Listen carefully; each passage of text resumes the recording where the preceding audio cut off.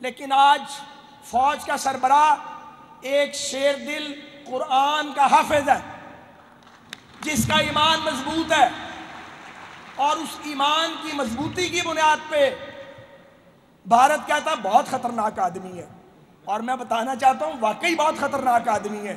میں بھی انہیں کئی سال سے جانتا ہوں، ایسے خطرناک سے پنگا نہیں لینا۔ میرے عزیزو، ایک اور اہم بات ہے، جب پلوامہ ہوا تو ہمیں اس وقت فوجی قیادت کی طرف سے یہ بتایا گیا کہ ٹینکوں کے اندر تیل نہیں ہے، لڑیں کیسے؟ قومی اسمبلی میں اس وقت کے وزیر اعظم نے فرمایا، جو ریکارڈ کا حصہ ہے، کیا میں بھارت پر حملہ کر دوں؟ پھر جب آکوپائیڈ کشمیر کو انڈین کانسٹیٹیوشن میں تبدیلی کر کے غیر قانونی طور پہ، غیر آئینی طور پہ، ناانصافی کی بنیاد پہ مقبوضہ کشمیر کا سٹیٹس بدلا گیا، تو بجائے اس کے کہ کشمیریوں کا وکیل صفائی پاکستان اس پہ سٹینڈ لیتا، قوم کو یہ بتایا گیا کہ جمعے والے دن 12 بجے آدھے گھنٹے کے لیے دھوپ میں کھڑے ہو جایا کرو۔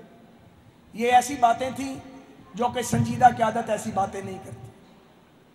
آج مجھے بتائیے کیا ہوا؟ وہی پاکستان ہے، وہی فوج ہے، وہی فوج اور وہی پاکستان ہے، لیکن آج فوج کا سربراہ ایک شیر دل قرآن کا حافظ ہے جس کا ایمان مضبوط ہے، اور اس ایمان کی مضبوطی کی بنیاد پہ بھارت کہتا بہت خطرناک آدمی ہے، اور میں بتانا چاہتا ہوں واقعی بہت خطرناک آدمی ہے۔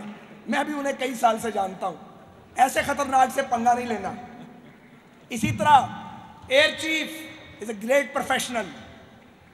میں نے کبھی تعریف نہیں کی، خاص طور پہ بڑی مشکل سے میرے منہ سے یہ تعریف نکلتی ہے، پہلی بار زندگی میں کر رہا ہوں، لیکن اگر کوئی خوبصورت ہے تو اسے ماننا پڑے گا۔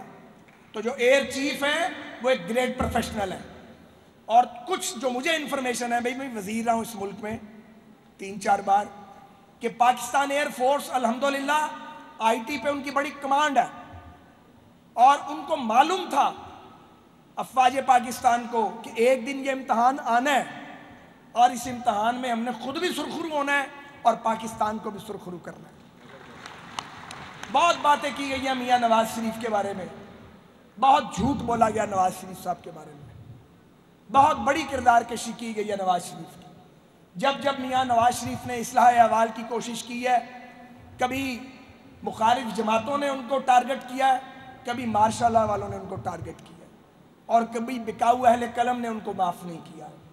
لیکن سچ تو یہی ہے کہ تمام تر عالمی دباؤ کے باوجود کتنا پریشر تھا دنیا کا، اللہ کے فضل کے بعد یہ نواز شریف ہی کی قیادت تھی جس میں یہ فیصلہ کیا گیا کہ ہم گھاس کھا لیں گے، عالمی پابندیوں کا سامنا کر لیں گے، لیکن ایٹمی طاقت بنانے پہ کوئی کمپرومائز نہیں کریں گے۔ اور آج اگر دشمن آپ سے خوف زدہ ہے، اگر آج عالمی طاقتیں کہتی ہیں نہیں ایٹمی لڑائی ہو جائے گی، کہہ رہے ہیں نا بھائی صاحب جو آج کل بظاہر ہم سے بڑا پیار کر رہے ہیں کہ جی وہ ایٹمی جنگ ہو جانی تھی، چند گھنٹے پہلے کہہ رہے تھے تسی جانو تے تہاڈا کام جانے، آپس ہی نبڑ لو، ساڈا کی لینا دینا۔ چند گھنٹے بعد لینا دینا بھی تھا، اور پوری رات وہ لوگ سفارتکاری کر رہے تھے۔ کیوں؟ اس لیے کہ الحمدللہ آپ ایٹمی طاقت ہے۔ اس کا کریڈٹ جہاں ایٹمی سائنسدانوں کو جاتا ہے، جہاں فوج پاکستان کی مختلف لیڈرشپس کو جاتا ہے، جہاں ایٹمی پروگرام بھٹو مرحوم سے لے کے میاں نواز شریف تک تمام حکمرانوں کو جاتا ہے، اس میں اب یہ خدا کا نظام ہے کہ وہ جو گھڑی ہوتی ہے جس میں آپ نے فیصلہ کرنا ہوتا ہے، وہ گھڑی کس کے مقدر میں آتی ہے؟ یہ گھڑی شہباز شریف کے مقدر میں آ گئی، یہ گھڑی حافظ عاصم منیر کے اور ایئر چیف بابر سدھو کے مقدر میں آ گئی، وہ گھڑی نواز شریف کے مقدر میں آ گئی۔ اس پہ انسان کچھ نہیں کر سکتا، اس پہ جلنا نہیں چاہیے، اس پہ تو خوش ہونا چاہیے، اس پہ رش کرنا چاہیے۔ اگر آپ رش کرنا شروع کر دیں تو کبھی کوئی اچھی گھڑی آپ کی قسمت میں بھی آ سکتی۔ میرے عزیزو، مجھے آخر میں یہ کہنا ہے کہ یہ جنگ شروع ہوئی ہے، ختم نہیں ہوئی ہے۔ ایک ایک بچے کو، ایک ایک فرد کو، ہر پارٹی کے لیڈر کو، ہر فوجی افسر کو، فوجی جوان کو، سول سرونٹ کو، پاکستان کے تمام اداروں میں کام کرنے والے ہر پاکستانی کو یہ پتہ ہونا چاہیے۔ کیوں؟ اس لیے کہ جو آپ کی پوشیدہ قوت تھی اس کا اظہار ہو گیا۔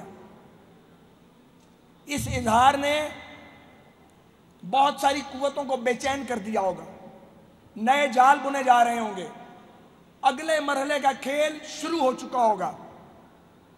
اللہ نہ کرے دشمن آپ پر اب اندر سے حملہ آور ہوگا، کیونکہ آپ کے سامنے آنے کی ہمت نہیں ہے کافی عرصے تک، سامنے آنے کی تیاری بھی کی جا رہی ہوگی، لیکن اندر سے آپ کو ہٹ کیا جائے گا۔ دشمن آرام سے نہیں بیٹھے گا، اور دشمن وہ جو سامنے ہے وہ صرف آپ کا دشمن نہیں ہے، اس کے فیسیلیٹیٹر بھی آپ کے ساتھ نہیں ہے، جو بظاہر آپ کو بہت اچھے دکھ رہے ہوں گے وہ بھی آپ کے ساتھ نہیں ہے۔ تو پھر کیا کرنا چاہیے؟ پھر کرنا یہ چاہیے کہ جو بیماریاں پاکستان کو لاحق ہیں اب ان بیماریوں کا علاج کریں۔ آج وزیر اعظم پاکستان میرے بڑے بھائی ہیں، میرے لیڈر ہیں، آج سب سے زیادہ ذمہ داری میاں محمد نواز شریف صاحب اور شہباز شریف صاحب آپ کی ہے۔ یہ بات میں بند کمرے میں بھی کہتا ہوں، پارٹی میٹنگ میں بھی کہتا ہوں، کافی عرصے سے پبلکلی بھی کہہ رہا ہوں، سب سے بڑی ذمہ داری پاکستان مسلم لیگ نون کی ہے۔ اگر ہم واقعی قائد اعظم کے وارث اور اس ملک کی بانی جماعت کے وارث ہیں، پھر سب سے پہلے دل ہمیں بڑے کرنے پڑیں گے، ہمیں آگے بڑھنا پڑے گا۔ دوسری بڑی ذمہ داری افواج پاکستان کی لیڈرشپ کی ہے۔ اللہ نے ان کو بہت عزت دی ہے، ایسی عزت جو اس سے پہلے بہت ساروں کو نصیب نہیں ہوئی۔ تو جب اللہ تعالیٰ مہربانی کرتے ہیں، عزت عطا کرتے ہیں، اور بعض اوقات گرتے ہوئے آپ کو کھڑا کر دیتے ہیں، تو پھر آپ کی ذمہ داریاں بڑھ جاتی ہیں۔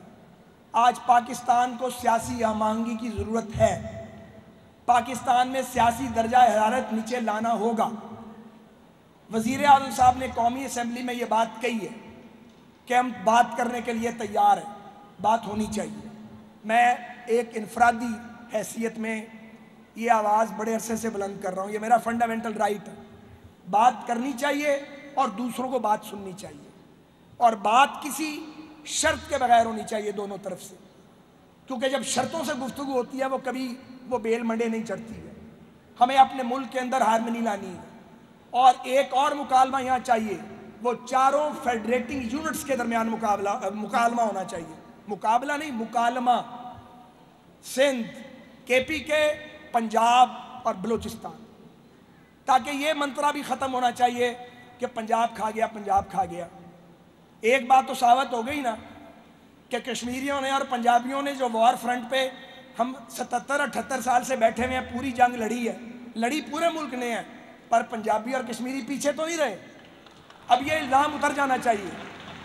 65 میں بھی ہم نے بہت خون دیا تھا، پارٹیشن پر بھی خون دیا تھا، اب پھر خون بہا ہے، سب نے مل کے جنگ لڑی ہے، لیکن چاروں صوبوں کے جو نمائندے ہیں انہیں بھی مل بیٹھنا چاہیے، پانی کے مسائل کو بھی حل کرنا چاہیے۔ 91 کے واٹر ریکارڈ میں میاں نواز شریف یہ مسئلہ حل کر چکے ہیں، اب مسئلہ اس پہ عمل درآمد کا ہے، ہمیں مل کے عمل درآمد کرنا ہے۔ یہ جو ہمارا پانی بند کرنا چاہتا ہے ہندوستان، خدا نہ خواستہ اگر یہ اس میں کامیاب ہوتا ہے تو کیا ایسا ہوگا کہ ایک صوبے کو پانی ملے گا اور دوسرے کو نہیں ملے گا؟ سب کا پانی بند ہوگا یار، سب تکلیف میں آئیں گے۔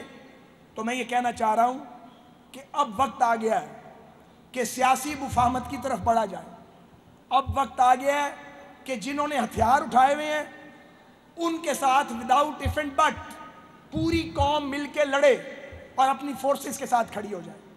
جو بم چلاتے ہیں، جو ریلوں کے اپنا جعفر ایکسپریس پہ حملے کرتے ہیں، جو ہماری ریاستی املاک کو تباہ کرتے ہیں، جو معصوم شہریوں پہ بم چلاتے ہیں، ان کو فرنٹ فٹ کے ساتھ ان سے لڑنا، پوری قوم مل کے لڑے اپنی فوج کے ساتھ۔ اور جو ناراض عناصر ہیں، جن کی بات میں کڑواہٹ ہے، ان کی کڑواہٹ کو برداشت کریں، ان سے بات